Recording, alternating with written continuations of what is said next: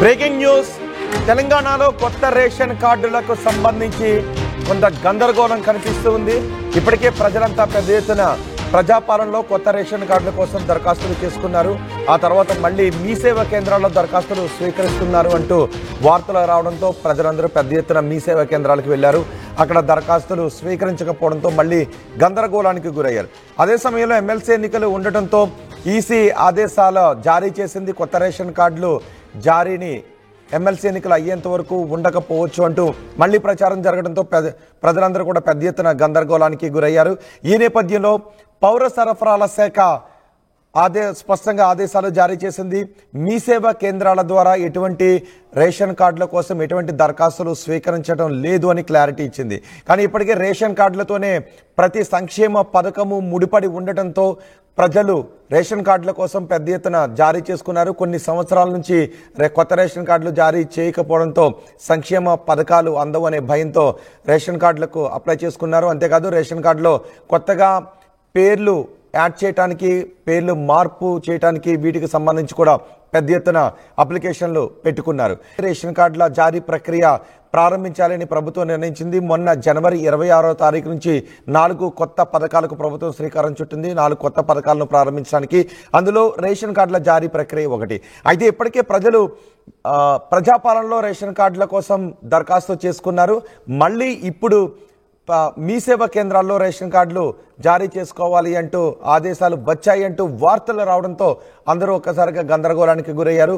ఇటు ఎన్నికల కమిషన్ కూడా దీనిపై స్పందించింది. మాకు ప్రభుత్వం నుంచి, పౌర సరఫరాల శాఖ నుంచి ఎటువంటి సమాచారం రాలేదు, మేము ఎటువంటి ఆదేశాలు జారీ చేయలేదు కొత్త రేషన్ కార్డుల జారీకి సంబంధించి అంటూ ఎన్నికల కమిషన్ ఒక ప్రకటన చేయడంతో ఇప్పుడు మళ్ళీ గందరగోళం చోటు చేసుకుంది. అసలు రేషన్ కార్డుల జారీ ప్రక్రియ జరుగుతుందా? ప్రజాపాలనలో ఇచ్చిన రేషన్ కార్డు దరఖాస్తులు సరిపోతాయా, లేక మరోసారి మీ సేవా కేంద్రాల్లో దరఖాస్తులు చేసుకోవాలంటూ ప్రజల్లో ఒక అయోమయం చోటు చేసుకుంది.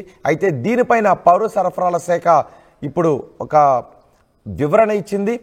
గతంలో ప్రజాపాలనలో దరఖాస్తు చేసుకున్న దరఖాస్తులు సరిపోతాయి కాబట్టి ప్రజలెవరూ ఆందోళనకు గురి కావాల్సిన అవసరం లేదు, గందరగోళం గురి కావాల్సిన అవసరం లేదు అని చెప్పింది. ప్రజాపాలనలో చేసుకున్న దరఖాస్తులు సరిపోతాయి, అయితే వాటిలో చిన్న చిన్న మార్పులు ఉన్నాయి కాబట్టి వాటికి సంబంధించి మాత్రమే కొన్ని ఆదేశాలు జారీ చేస్తామని చెప్తున్నారు. ప్రజాపాలనలో వచ్చిన దరఖాస్తులు అన్నిటినీ కూడా ఆన్లైన్ చెయ్యాలి అని ఆదేశాలు జారీ చేశాం తప్ప మళ్ళీ ప్రజలందరూ ఆన్లైన్లో దరఖాస్తులు చేసుకోవాలి అని చెప్పలేదు. ఇది ప్రజలెవరూ గందరగోళానికి గురి కావాల్సిన అవసరం లేదు అని స్పష్టం చేయడంతో ఇప్పుడు ఆ గందరగోళం కొంత సద్దుమణిగినట్టుగానే కనిపిస్తుంది. తెలంగాణలో కొత్త రేషన్ కార్డుల కోసం ప్రజలు ఎప్పటి నుంచి ఎదురు చూస్తూ ఉన్నారు. కొత్త రేషన్ కార్డుల్లో పేర్ల మార్పులు, కొత్తగా మెంబర్స్ యాడ్ చేయడానికి వీటన్నిటి ప్రక్రియ ఎప్పుడు ప్రారంభమవుతుందని ఎదురు చూస్తున్నారు.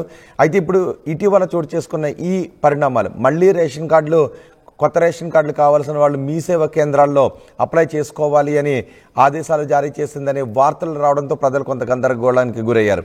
అయితే ప్రభుత్వం జారీ చేసిన ఆదేశాలు అది ప్రజలు మళ్ళీ కొత్తగా రేషన్ కార్డుల కోసం దరఖాస్తు చేసుకోవాలనే ఆదేశాలు కాదు. గతంలో ప్రజలు మీ సేవలో ప్రజాపాలనలో చేసుకున్న దరఖాస్తులను ఆన్లైన్ చెయ్యాలి అని సంబంధిత అధికారులకు జారీ చేసిన ఆదేశాలు మాత్రమే అని ప్రభుత్వం వివరణ ఇవ్వడంతో ఈ గందరగోళానికి ఫుల్ స్టాప్ పడింది. సో ప్రజలెవరూ ఆందోళన చెందాల్సిన అవసరం లేదు. గతంలో మీరు ప్రజాపాలనలో దరఖాస్తు చేసుకున్నారు కాబట్టి ఆ దరఖాస్తులు సరిపోతాయి, మరోసారి దరఖాస్తులు చేసుకోవాల్సిన అవసరం లేదు. ఆ దరఖాస్తులను ప్రభుత్వం పరిశీలించి అర్హులైన వారందరికీ రేషన్ కార్డులు జారీ చేస్తుందని అధికారులు చెప్తున్నారు.